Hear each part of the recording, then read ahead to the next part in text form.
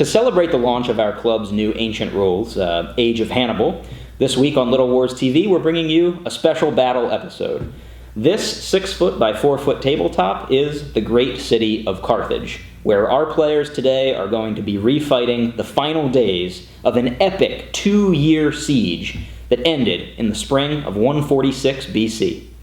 In this mini-episode, available only to members of the Little Wars TV website, we'll start with a very quick background of the early days of the Third Punic War, before showing you how we set up this incredible fortified city in 6mm scale.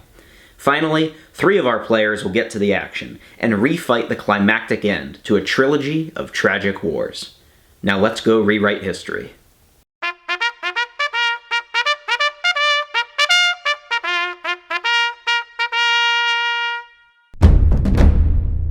To explain the origins of the Third Punic War, you first have to understand how the Romans remembered the Second. And that starts with this man, Hannibal. Despite losing the war, Hannibal's decades-long success in the Second Punic War haunted Roman nightmares and deeply scarred the psyche of every Roman citizen and senator. The treaty that closed the Second Punic War cost Carthage all of its empire, its naval fleet, and essentially made them a vassal state of Rome. Massive financial indemnities were levied on top of that to ensure that Carthage would never rise again. But those Roman nightmares of Hannibal lingered, and almost immediately, some in the Senate regretted even signing the treaty. Cato the Elder famously ended every speech he gave with the line, "Carthage must be destroyed." And he was not alone. Across the sea in Carthage, their leaders were equally unhappy with the terms of peace. You see, there was a clause in that treaty that forbade Carthage from raising an army, even an army in self-defense. And their former vassals, the Numidians, had been busy nibbling off bits and pieces of what little Carthaginian territory remained. Carthage sent emissaries to Rome to ask for justice, arbitration, or protection. But Rome repeatedly ruled in favor of Numidia, infuriating Carthaginian leadership. In 151 BC, in just 50 short years, Carthage repaid its massive 10,000 talent war debt to Rome. And you see, in their minds, this meant that the terms of the treaty had been satisfied, and that they might now go about their own business, defending themselves from Numidian incursions. Carthage mustered an army, but was soundly humiliated by Numidia in a brief war. Rome responded by slapping Carthage with another 50-year indemnity, and not long after, Rome did what they wanted to do for years. They simply declared war. There was panicked debate within Carthage about how to best appease the Romans and beg for forgiveness, and several reasonable offers were made. But honestly, the Romans had no interest in peace, and they weren't going to accept any offer. They were still haunted by the memories of Hannibal, they still coveted valuable Carthaginian farmland, and they just wanted to finish the job that they had started 50 years before. In short, I think the Third Punic War was simply inevitable. Remarkably, to everyone's surprise, the initial Roman expedition was repulsed and beaten in multiple engagements. Eventually, Scipio Aemilianus was summoned to take charge. He was the adopted grandson of the great Scipio Africanus, who had beaten Hannibal 50 years before at Zama. The younger Scipio fully invested Carthage and oversaw a bitter 2-year siege. Scipio may have had as many as 80,000 troops surrounding the city, with some 250,000 people trapped inside, almost all of them non-combatants. Of those who could fight, some 30,000 citizens, they were fatalistically determined to hold on till the bitter end. Historically, Scipio finally breached the Kothon Wall near the war harbor, and he used that opening to funnel troops into the city for a week of nasty, street-to-street urban combat. In our game, the Roman players will be able to attack from any and all angles. Our tabletop is going to recreate the historical fortifications as best we can. I know that you're thinking that creating a tabletop like this must be a ton of work, but actually, everything that you see out here, including all these little towers, they're just paper. It's a completely modular paper system of walls, towers, and gatehouses that you can print out and glue together to help you recreate any ancient siege with your existing miniatures. To play this battle, we're using the club's new set of rules, Age of Hannibal, available for sale now on our website. The rules are pretty unique in that they have a chapter dedicated to sieges, And if you'd like to know how the mechanics of a siege work in the rules, you can watch our quick tutorial video available on YouTube.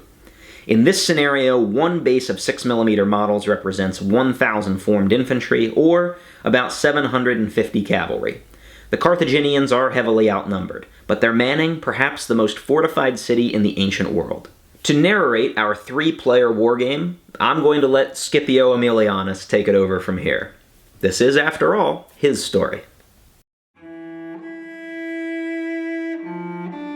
It was the spring of 146 BC when I, Scipio Aemilianus, found myself standing before the walls of ancient Carthage. I'm Scipio Aemilianus. On that fateful day in Africa, Steve served as my lieutenant, the Numidian king Galusa. In planning our final assault, we enjoyed 2 pre-deployment advantages. 1, we controlled a fleet that could land up to 5,000 troops with ladders anywhere along the coast. 2, after deployment, we could declare any single wall section as destroyed. This was meant to simulate that the Romans historically had managed to create a small breach in the Cothan wall. So we chose a section of the wall along the coast of the actual city itself so that we could do a surprise amphibious assault. Our overall plan was to hit Carthage's outer walls from 4 directions on the first turn, drawing Hasdrubal's attention in multiple directions. Then, if he took the bait, we'd land the strike force along the coast and penetrate the city from behind. Our plan worked perfectly on the first turn. Tom deployed almost all of his infantry in the old city to face the weight of our attack. He left only his citizen cavalry in the fields of the Megara, essentially conceding the defense of that part of the city. Probably a wise decision on his part, as he had limited troops to defend a massive circuit of walls. As we hoped, the coastal walls were unmanned, so I rushed to land our 5,000 veteran Triarii in an amphibious assault.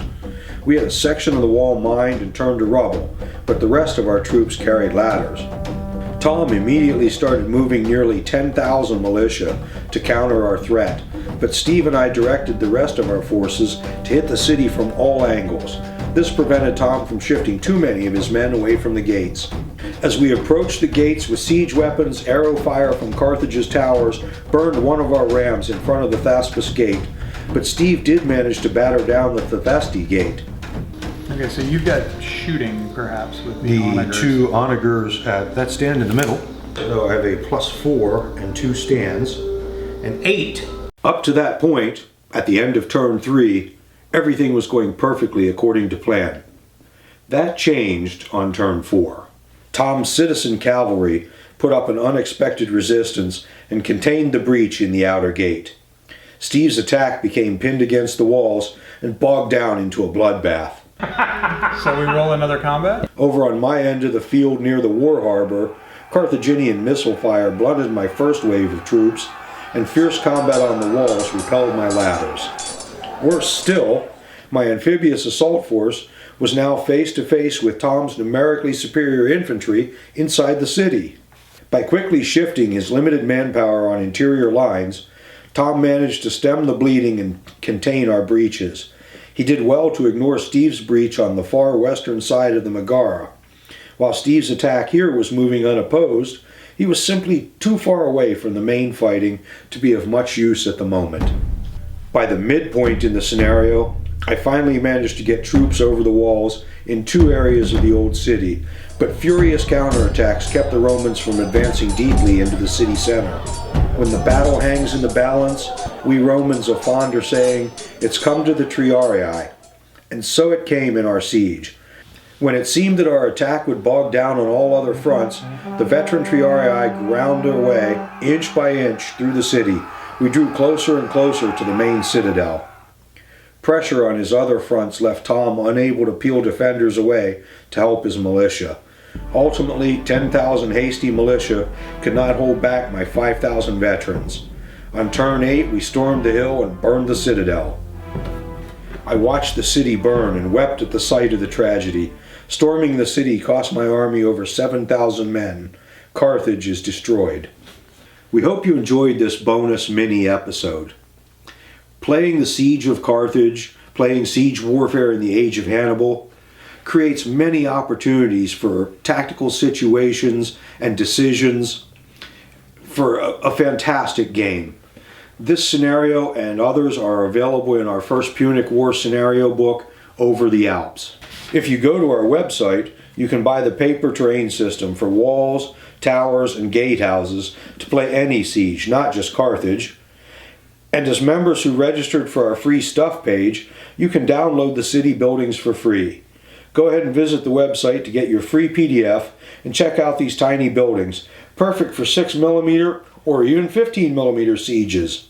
And remember, if you want a preview of how Age of Hannibal handles siege warfare, click here for our new video tutorial explaining the rules. If you haven't watched last week's Trebia Wargame, click here. See you next week.